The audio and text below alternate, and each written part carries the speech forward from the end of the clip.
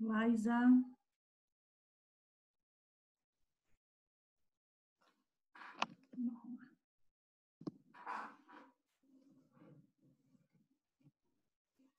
Boa noite, professora. Boa noite.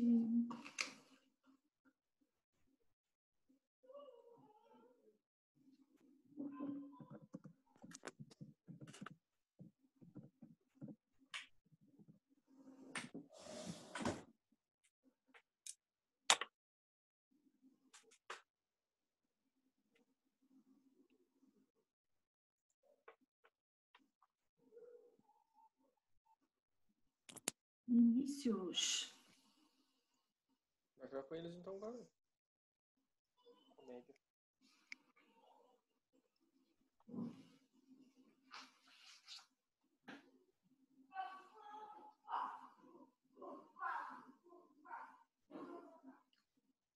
Tudo bom, pessoal?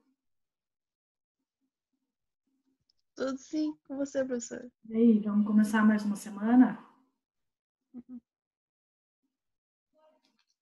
Estamos bem, né, gente?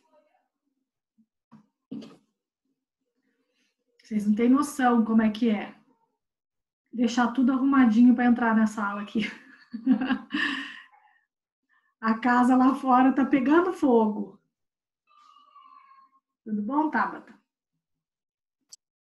Oi, professora, tudo bem? Tudo. Vou guardar o pessoal entrar, né? Tá tudo chegando.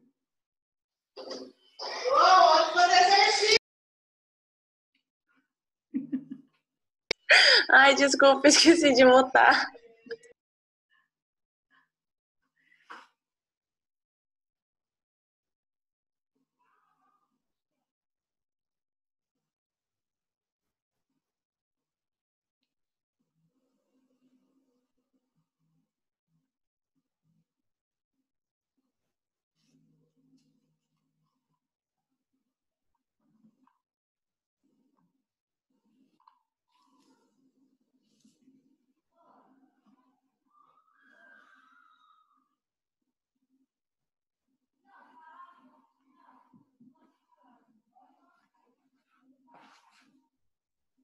Boa noite.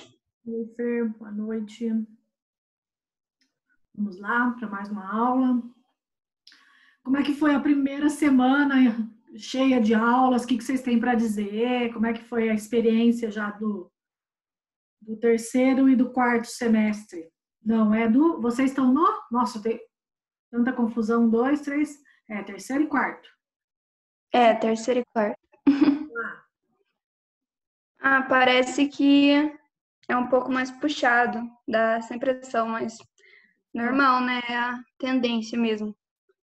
Ficar mais difícil cada Faz os vez. professores, fala um pouquinho dos professores que vocês tiveram comigo na segunda, depois quem que é? Putz, não lembro de cabeça, deixa eu olhar aqui. Não precisa ser a ordem exatamente. Mas, hoje é você e a Mônica, amanhã é o Zé Maria, quarta é a Andréia e a Eliana Brito, quinta é a Edilene e agora é a professora Nilde. a Nilde. Isso. E sexta-feira é o Galvão. O Galvão tá com... Andréia. Tem bastante disciplinas, né? O quarto semestre ele é diferente Sim. como é que chama? Dos outros, que tem, por exemplo, o sexto, ele tem bastante, é bem blocado, sabe? Poucas disciplinas com bastante horas aulas. O quarto e o terceiro, aí no caso para vocês, é o contrário. Bastante diversidade de conteúdo, né? Esse tem nove disciplinas, acabei de ver aqui. A única que é aula dobrada, acho que é a Andréia, não é? São em dias diferentes. Aí o Zé Maria, ele também, a terça-feira é só dele.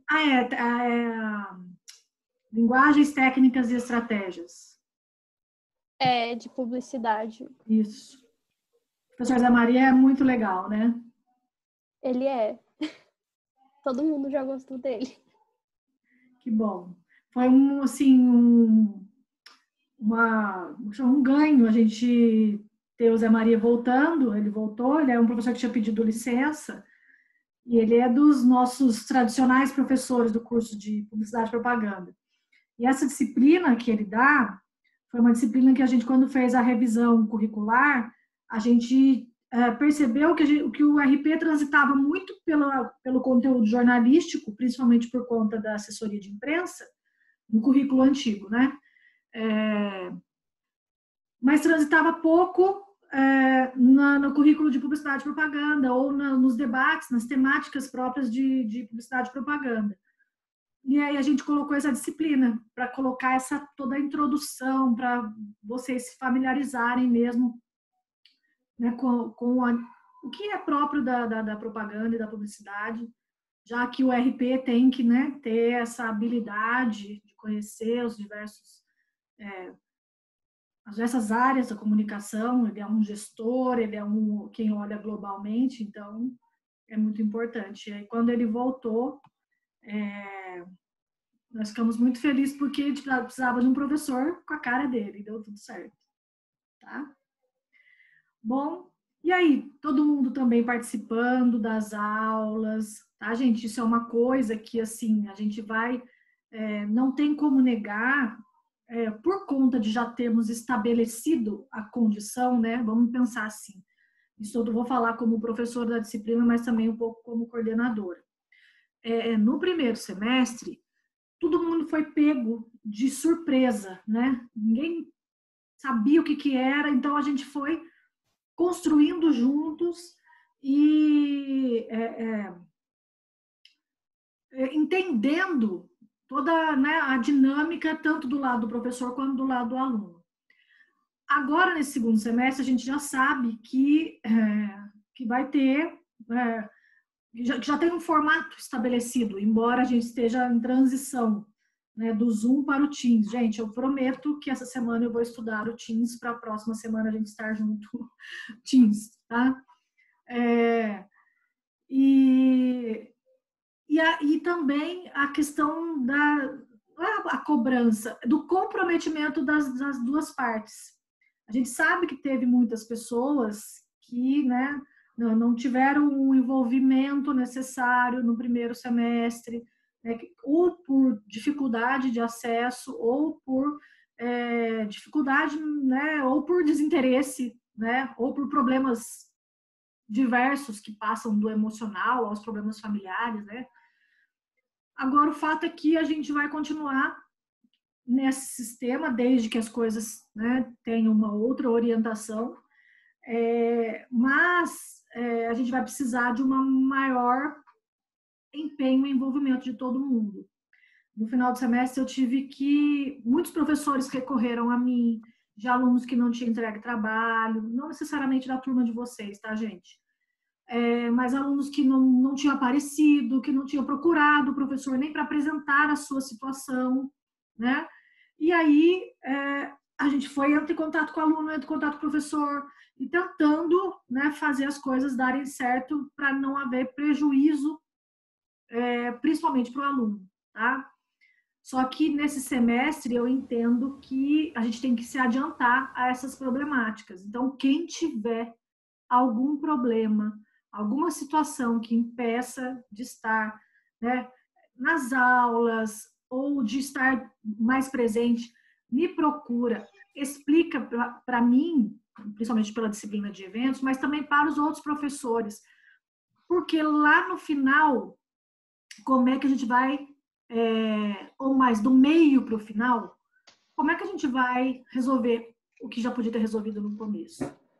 Tá? Então, assim, eu acho que agora, vamos dizer assim, a regra do jogo já foi colocada, então nós temos que ficar dentro dessa regra, tá bom, pessoal? Então, pediria mesmo com carinho para quem não está participando, hoje já estou dando uma olhada aqui, a gente vai precisar ser mais comprometido. Eu sei que vocês estão aqui, talvez não é para vocês que eu devia estar falando, tá? Mas eu entendo que a relação vai ser uma relação de mais comprometimento nesse segundo semestre, tá bom? Deixa eu falar para vocês, a gente está de novo no Zoom, gratuito, tá? E caindo o tempo, a gente volta no link, tá? Eu subi as aulas da semana passada e eu estou aqui quebrando já a primeira semana uma regra que eu tinha estabelecido com vocês. Qual que é a questão? Eu falei que uma semana sim, uma semana não. Aí hoje calhou do meu marido estar de folga, tá? E aí eu achei melhor vir falar com vocês da aula ao vivo. Mas também não só por isso, porque eu tenho alguém para me ajudar aqui, mas porque aí para vocês eu posso falar com todo o coração aberto. Eu fiz uma inscrição num curso de 4 horas, é coisa muito rápida, da PUC do Rio Grande do Sul. A PUC está fazendo uma divulgação muito legal de cursos de pós-graduação. E aí ela está dando 4 horas de um curso rápido sobre inovação, não sei o quê, com o Leandro Carnal e com a Luísa Trajano, do Magazine Luiza. Aí eu recebi aquele convite meio que irrecusável, sabe? Eu falei, puxa, a aula é segunda-feira à noite e quarta-feira à noite. São os 2 dias que eu dou aula. Então, para eu não ter que gravar essa semana, e a sorte minha de não precisar, e semana que vem ter que gravar de novo, então o que eu achei melhor? Vou dar uma aula ao vivo essa semana para o pessoal, falo para eles que eu tive que quebrar a regra por conta desse interesse de fazer esse curso, ou de pelo menos saber como é que é, não é mesmo? Você imagina, você tá ali com a Luísa Trajano? Não sei como é que vai ser, né? Mas eu só quero poder clicar lá no link e ver o que é que vai rolar, tá? E bem às 7 horas da noite o curso. Então, assim, tô aqui com vocês, a aula que vem vou deixar gravadinha para vocês, e depois na outra aula a gente conversa um pouco sobre a nossa disciplina e também sobre um pouco dessa minha experiência aí de fazer esse curso com esses figurões, né? Acho que é legal, tá? À medida que eu tiver alguma coisa também interessante, eu vou passar para vocês, tá, gente? Às vezes a gente pega material assim, meio e conteúdo que é possível de repente fazer, tá? Vale a pena. Bom? Entendido? Então vamos começar a trabalhar? Deixa eu entrar na minha aula. Será que é essa? Sim. Pessoal, eu tinha um texto, um material longo que eu fui adequando, que eu fui completando. E assim, eu falei, eu não quero transformar ele em slide de novo, eu quero fazer uma leitura coletiva, a gente vai lendo. Vocês estão enxergando na tela? Sim. Vocês estão vendo o texto, né? Nós vamos falar, a aula de hoje é sobre a origem do cerimonial no Brasil e no mundo, tá bom? Então, é um texto longo, tá? Mas é um texto muito leve, porque, na verdade, está contando, né, aspectos históricos do que é o cerimonial, do que é identificado, tá? Na história da humanidade, momentos em que a gente pode identificar como cerimonial, tá? Então, a proposta da nossa aula hoje é a gente conhecer, né? Eu acho que, assim, a gente teve essa mesma experiência em eventos, de falar da origem dos eventos, então, assim, é praticamente vinculado àquele conteúdo. Mas agora, olhando para a questão do cerimonial e do protocolo, e ver como que isso é tão antigo, né, na civilização humana, o quanto faz parte, né, da evolução do homem, a presença tanto dos eventos quanto do cerimonial, tá? E do protocolo. Bom? Então a gente vai ler, eu vou começar, e daí eu vou pedindo para vocês lerem junto comigo esse texto, e a gente vai lendo e debatendo, ok? No final tem um vídeo, tá? Foi um vídeo que eu achei, porque eu fucei muito. Eu já não sabia mais o que pesquisar.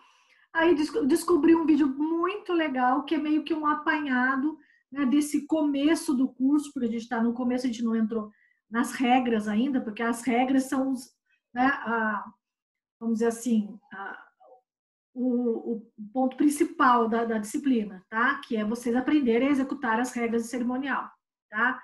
E de protocolo.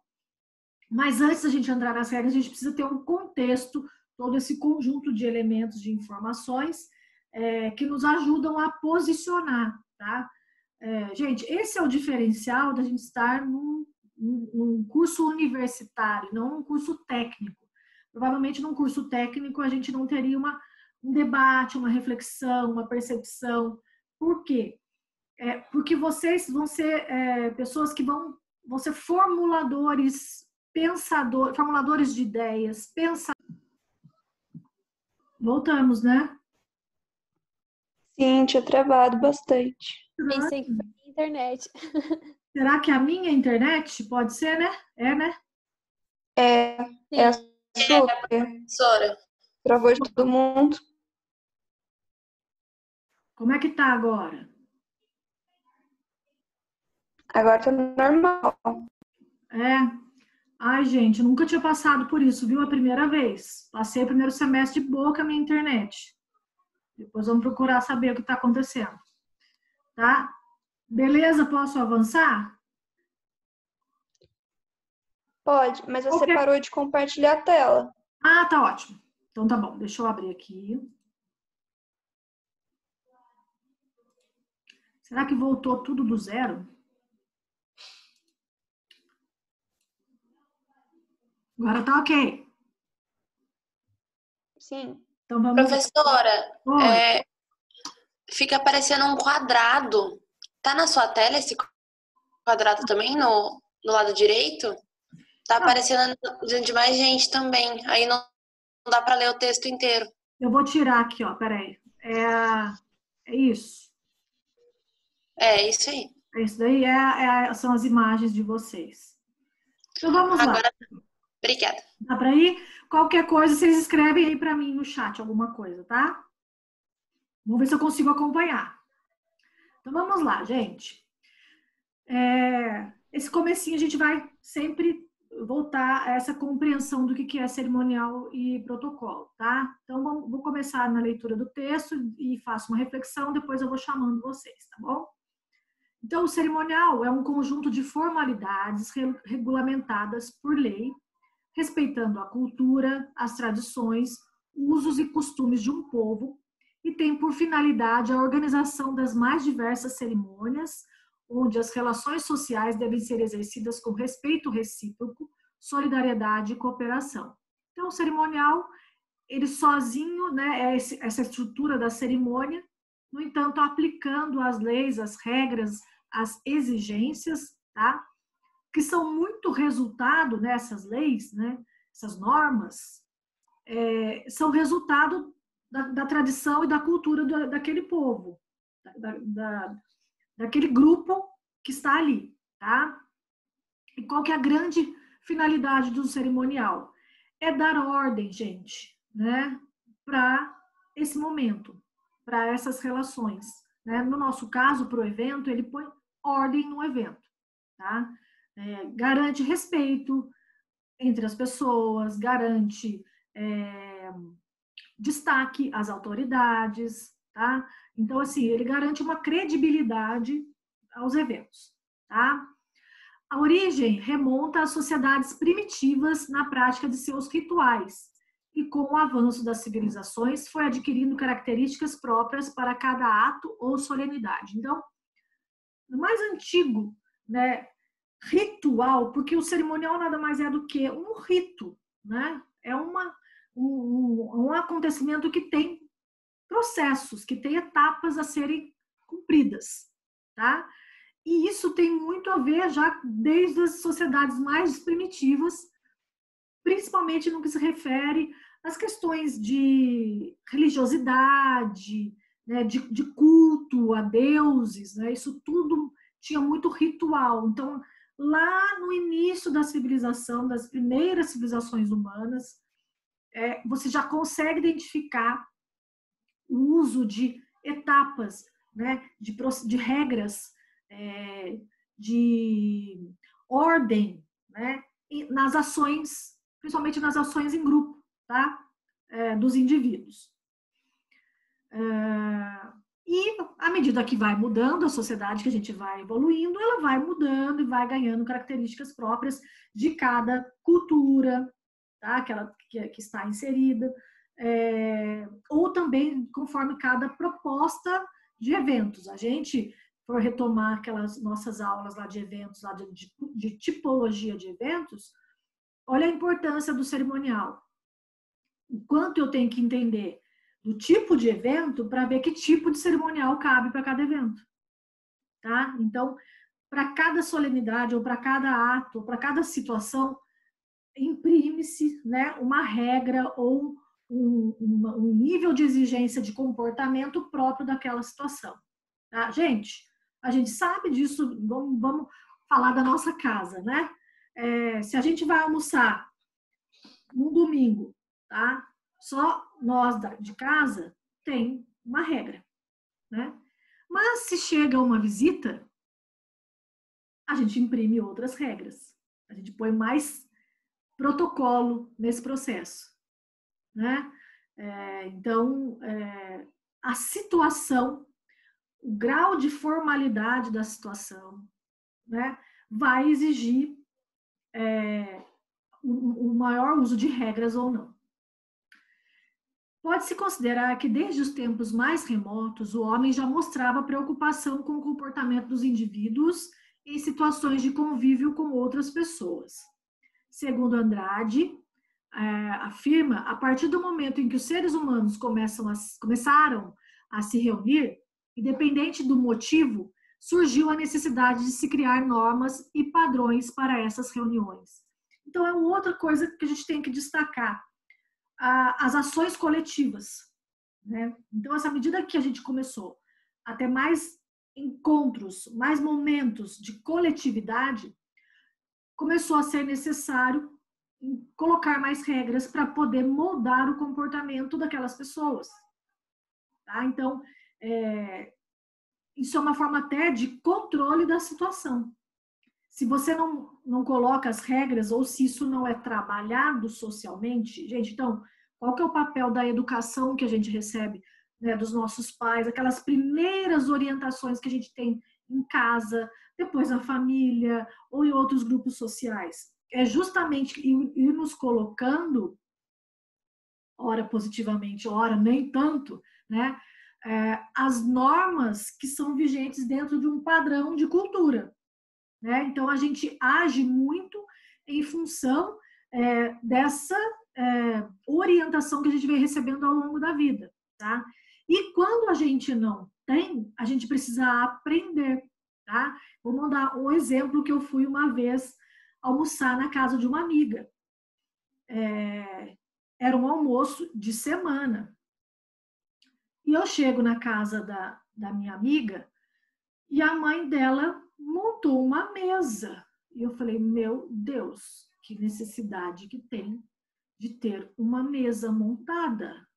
Alguém já passou a situação de ter uma mesa montada com pratos, suplã, talheres diferentes, copos diferentes? Alguém já teve essa experiência? De uma mesa mais formal, com vários elementos na mesa de alimentação, seja num casamento. Oi? Já, professora. Quem que tá falando? A Isa? Eu comentei que não, mas eu acho que eu não entendi a pergunta. Eu achei que você estava falando em relação a, tipo, a quantidade de talher, quantidade de taça. Você já se viu numa situação dessa, de sentar numa mesa que não é a mesa do cotidiano, ou uma coisa simples, que você tem um prato sobre outro prato, que você tem mais de um talher, que você tem mais de um copo? Alguém já... O máximo que eu cheguei perto disso foi assistindo o Diário da Princesa, professora. E você achou o máximo, como ela se saiu? Perfeita, ela ainda usava um lenço para arrumar postura, achava lindo. Ô, Paola, eu fico imaginando você numa situação assim. Professora, sem condições. Nem eu me imagino. Mas agora, quem já aconteceu isso? Eu já presenciei isso, professor. Já? Conta um pouquinho como é que foi. Mas você já estava preparada para lidar com a situação? Não, a gente foi num casamento de uma amiga dos meus pais. Ah. Só que ela é muito rica, né? Daí ela colocou esse monte de talher, um monte de copo, um monte de prato. E a minha família inteira ficou olhando para aquilo e falou: o que a gente faz? Foi bem vergonhoso. Então, acontece, gente, só que a gente vai ter que estar preparado, tá? Na vida. Professora, Oi. quando eu era mais nova, eu participei de uma agência de modelo e daí eles têm aquelas aulas de etiqueta, né? Etiqueta. Professora, tinha 50.999 garfos, facas e colheres. Eles falavam, você tem que usar essa daqui para você fazer tal coisa. Não lembro de mais nada. Então, mas a regra básica você não esqueceu, Lohane. Por favor, fala para mim. Como é que a gente começa a proceder quando tem uma mesa assim? Professora. Gente, de fora para dentro? De fora. A Isa é modelo, a Isa pode te dizer, professora. Você pega os últimos talheres e é neles que você vai segurar, entendeu? Mas, ó, se sobrar um tempo, não quer dizer que eu sou especialista nisso, viu, gente? Ou que eu vivo essa situação muitas vezes. Não é meu caso, não, tá? Mas, assim, antigamente, eu dava uma aulinha de atividade complementar de etiqueta no departamento. Então, assim, eu tinha umas aulas de regras à mesa, sabe? Trajes. Então, a gente tinha uns assuntos, assim, muito legais. Assim, era muito engraçado. Porque, você imagina, a gente ensinando a regra, mas sem viver a regra, porque, né, a gente não faz parte da nossa vida, né? Mas é mais ou menos isso, tá, gente? Então, assim, conforme a gente vai evoluindo, esses elementos vão começar a entrar na nossa vida, tá bom? Então, vamos criando normas e padrões para as nossas reuniões e para as nossas situações, tá bem? A palavra cerimonial vem do latim caerimoniale e refere-se a cerimônias religiosas. Então, a origem mesmo do cerimonial está no aspecto religioso, que é onde só existe rito, só existe regra, né? E não é em uma ou outra religião, gente. Todas as religiões vão criar protocolos, normas, procedimentos para poder fazer o processo. Agora, por que será? Por que você acha que tem tanto ritual, tantas etapas, agora faz isso, agora faz aquilo, primeiro um fala, depois o outro responde, um lê, ou o outro benze? Por que vocês acham? Alguém fala alguma coisa? Para manter a organização, eu acho. Você imagina, gente, vem gente de tudo quanto é lugar. Porque geralmente a religião é algo aberto, né? Ou é algo, vamos dizer assim, democrático. De várias idades, de várias origens sociais, né? De origens geográficas, e se encontram num mesmo espaço. Tem que ter um padrão, né? Tem que ter um padrão que seja comum para que todo mundo consiga entender. Aquilo ali é para ter entendimento. Então, quando a gente faz um evento e a gente organiza o cerimonial, hoje eu estou dando orientação para as pessoas, ó, vocês entenderem o que nós queremos fazer hoje à noite, ou nessa situação. Tá bom? Então, desde a antiguidade, o cerimonial era praticado pelos povos de acordo com a cultura de cada um deles, principalmente por conta de leituras religiosas, tá? Eu vou ler mais esse parágrafo, daí vocês vão começar a falar um pouquinho para mim das civilizações. Segundo Veloso, deixa eu só acompanhar a minha hora aqui. Segundo Veloso, desde a antiguidade, existe referência sobre regras de cerimonial em organizações tribais. 300 anos antes de Cristo, a cidade de Caere, importante centro comercial da Etrúria, entrou em guerra e foi derrotada por Roma. E como ato de generosidade, conferiu aos seus cidadãos um status particular, o gest caeretum, que permitia a eles praticar ritos cerimoniais de adivinhação e profecia. Então, aqui, gente, já está falando um pouquinho. Aqui já estamos quase no final.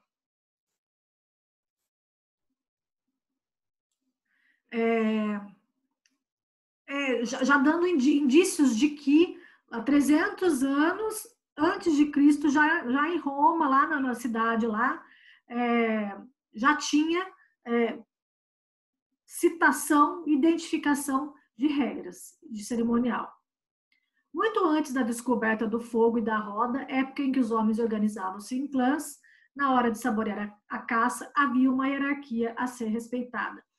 A Anna Lukover é uma especialista em cerimonial e ela é uma das referências que a gente usa na disciplina, tá? Então, ela também está lá no referencial bibliográfico da disciplina, ela é uma das principais pesquisadoras, estudiosas dessa área, tá bom? Então, vamos lá. Alguém lê para mim da China? Como é que os livros têm falado do cerimonial na China? Vou ler, professor. Pode ir. Na China, no século XII a.C., surgiu um dos mais antigos documentos que o mundo conhece de cerimonial e protocolo, com orientações sobre filosofia e comportamento. Encontrou-se na China, com registro no século XII a.C., a primeira compilação acerca de cerimonial e etiqueta, já com orientações sobre comportamento e filosofia. Elaborado por Shou Tang, é considerado o documento mais antigo sobre o tema, segundo Luke em seu livro Cerimonial e Protocolo. De fato, na China, o cerimonial fazia parte da formação do indivíduo sem o peso religioso que se constatava no Egito, em Roma e na Grécia. Então, olha para você ver. A China é uma das civilizações mais antigas, né? Mais primitivas, mais antigas mesmo.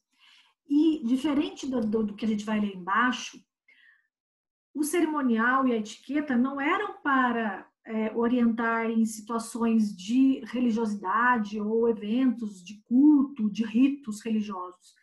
Era para orientar sobre comportamento, tipo etiqueta mesmo, sabe? Alguma coisa de regra de comportamento para a sociedade. Então, o que a gente vê muito, né, os orientais, quando eles abaixam a cabeça, quando eles fazem gestos, né, o que a gente vê? Que eles são são de uma cultura que as regras, as normas de comportamento são muito fortes, e elas não são, elas são algo que vem dos ancestrais mesmo, né, dessa civilização. Tá? E elas ditam a disciplina desse povo, né, a clareza da onde eles querem chegar. Por quê? Porque eles são orientados por regras de comportamento. Isso pode, isso não pode. Inclusive, são duramente penalizados, né? Sobre de não se comportarem ou de não agirem conforme as regras, até as regras públicas, né? Chegando a leitura de uma sociedade antidemocrática, muitas vezes, né? A gente não pode misturar, mas, assim, lá no fundo, esse grau de exigência de um comportamento regrado, orientado por normas, que é tão antigo. Você imagina o século XII antes de Cristo. Então, 12 séculos antes de Cristo. Já tinha um documento escrito, que foi elaborado por provavelmente foi um filósofo chinês. Tá? Então, ele ditou muito da cultura chinesa, né? Do jeito de ser dessa civilização, tá bom? Então, inclusive, nos passando hoje essa impressão de que lá não se tem a liberdade, né? Mas pode até ter vínculo com essas regras exageradas lá do passado, mas, por outro lado, nos faz pensar sobre a característica da forma como as pessoas vivem lá, o quanto isso é forte e presente nessa cultura. Ok? Beleza, gente? Alguém lê sobre o Egito Antigo? Gente, se cair, a gente volta, tá? Eu posso ler. Então, tá aparecendo bonitinho para todo mundo? Vamos lá. No Egito Antigo, protocolos e rituais faziam parte constante da cultura local, principalmente em torno dos faraós. Um importante exemplo foi a maneira como a morte dos faraós era tratada no Egito. Eles eram enterrados em pirâmides com um ritual especial, onde existiam várias regras que deveriam ser seguidas. No Egito Antigo, existiam muitos rituais e protocolos presentes em nascimentos, coroações, guerras e mortes que regiam a vida dos faraós e da corte. Para tudo, havia um deus específico e um ritual a cumprir, como, por exemplo, a época do plantio e da colheita, e a bênção dada a uma criança ao nascer. O relacionamento com outros países, como revelam alguns documentos descobertos, era regulado pelas normas protocolares utilizadas na época, para que as pessoas pudessem viver bem e usufruir da natureza e de seu trabalho. Os egípcios também deixaram como legado inúmeros costumes cerimoniais, com base na religião. E como diz Lucover, o dia a dia dessa civilização foi marcado pelos rituais de casamento, a bênção ao nascer de uma criança, a época do plantio e da colheita. Para tudo, havia um Deus específico e seu ritual correspondente, para que as pessoas pudessem viver bem e usufruir da natureza e de seu trabalho da melhor maneira possível. Então, esse é o trecho copiado da autora. Então, aí já está falando de uma outra civilização, né, do Egito, e ela vem muito na nossa cabeça, né, essa imagem muito por conta dos filmes, por conta dos documentários que a gente assiste, por conta mesmo, né, do quanto a gente aprendeu de história, né, no ensino médio, ao longo da nossa formação na escola, né. Então, é muito, muito forte. A gente provavelmente não tem muita informação da civilização chinesa, mas a do Egito a gente conhece, né? Quando se estuda a antiguidade, essa civilização aparece muito. Então, lá existia também muitas regras, e isso também era algo próprio da cultura desse povo, tá? Principalmente na elite, vamos chamar assim, né? Embora eles falem do plantio, da colheita, da bênção das crianças quando nascem, então isso talvez fosse uma cultura de toda a civilização, independente da hierarquia, do status, né, social, tá? Mas, assim, aonde aparece muito, e a gente consegue ter essa memorização, né, essa imagem na nossa cabeça, tem a ver com a figura da vida, a questão da vida da figura dos faraós e de sua família, né?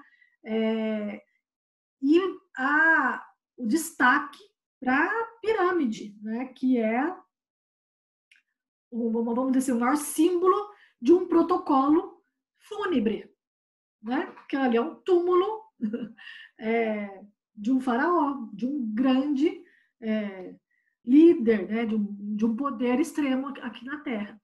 Então, olha a exemplificação, a concretização do poder de uma norma, de uma regra dentro dessa civilização, né? Dentro dessa cultura aí, tá? Aí fala da presença de vários deuses, tá? E aspectos que iam orientando e conduzindo a vida das pessoas, tá?